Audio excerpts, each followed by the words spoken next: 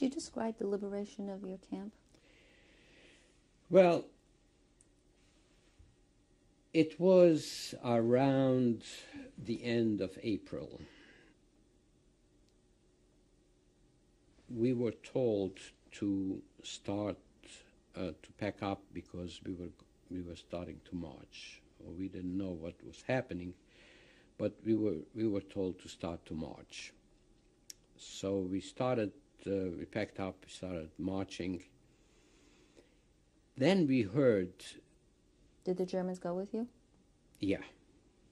Then we heard that. Then we heard some kind of rumors that they're taking us to the, I think it's called the Tyrol Mountains or Ural Mountains. These mountains, I believe, they're somewhere between Germany and Italy, and that's where we're going to be shot. So they again packed us up into boxcars, and were you thinking of any time of escaping?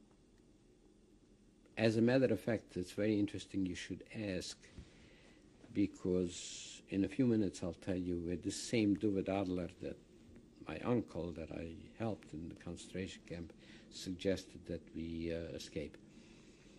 But at this point we were again put into these wagons and the trains went. Of course we weren't told where, what, when, but rumors spread.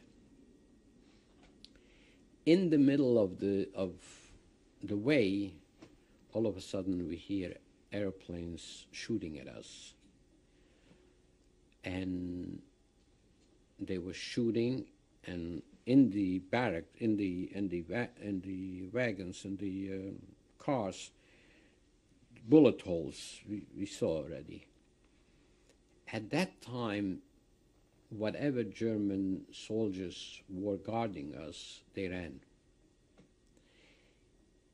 It was, they had different uniforms for different kind of soldiers. The Ukraine soldiers, the ones that willingly came over to the Germans, they are the ones that were guarding us. They couldn't even speak German. We could speak German better than them. Anyhow, they ran away, and we ran out of the wagons. And we didn't go far, but everybody was looking for one thing. You could guess what it is. Food. Did you know what was happening? No. Later on, I found out that the Americans, by mistake, were shooting. They thought that we were soldiers or something. That, at any rate, they ran away, and we thought that this is it. We are liberated. We came to a house. And in front of the house, somehow or other, whether there was a store or whatever, there was a can, and in that can there was hard candy, but the candy wasn't there, it was just on the walls.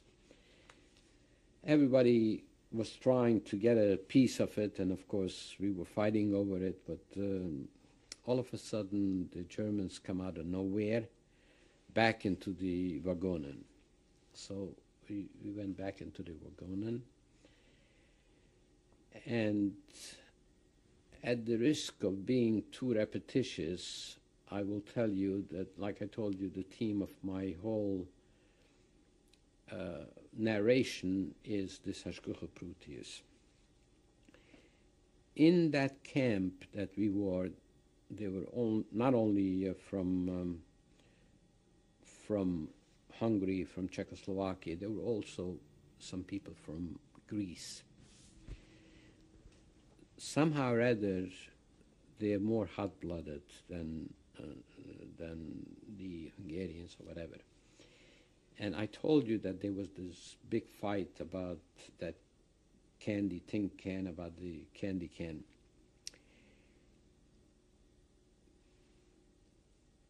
They were these two Greek Jews, they were fighting, and when we got back into the wagons, I sat on one side And next to me sat one of these Greeks. I didn't know that they had a fight. And opposite him sat the other guy.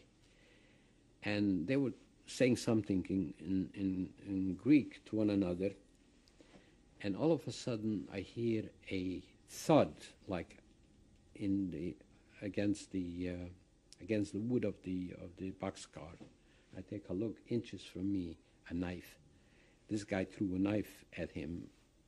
I guess he was mad enough. So again, I have to thank Hashem that this knife didn't go inches the other way.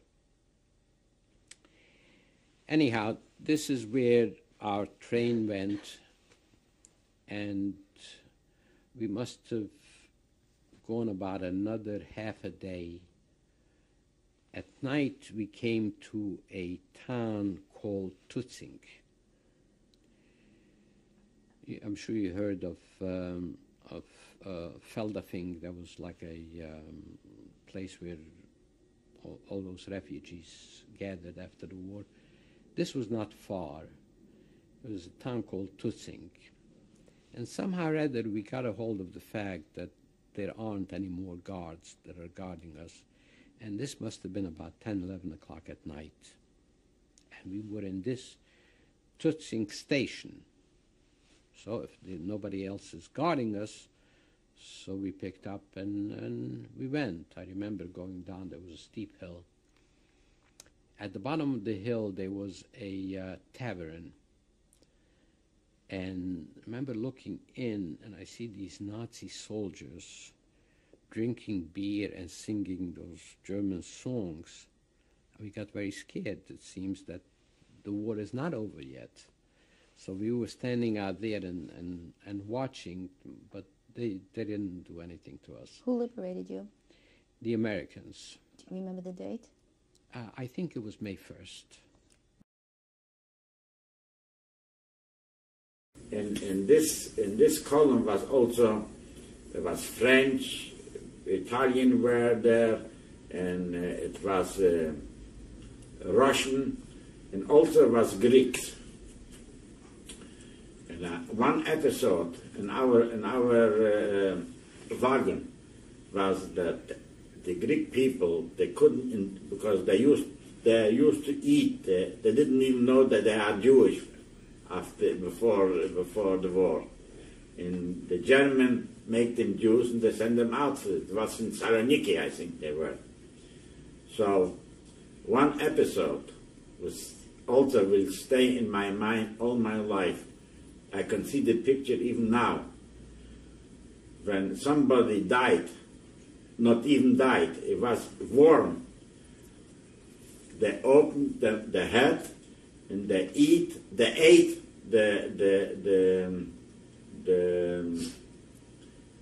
how do you call it, the inside, the brains. Warm, you can see it was warm like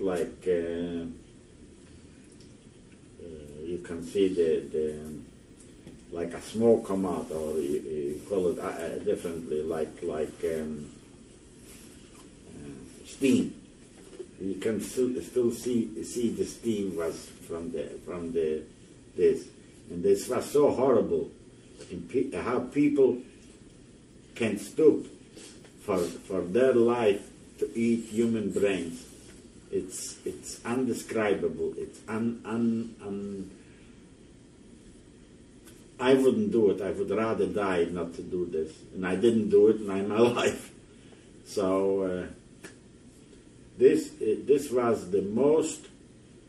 one of the most horrible things that I endured in this march, in this episode from Auschwitz to. After this, we came to Vienna. I remember exactly. The train came to Vienna. It was standing quite a few hours, or a day or so, I don't remember exactly. And in Vienna, they took us, a special train took us to Mauthausen. It was Austria and Mauthausen.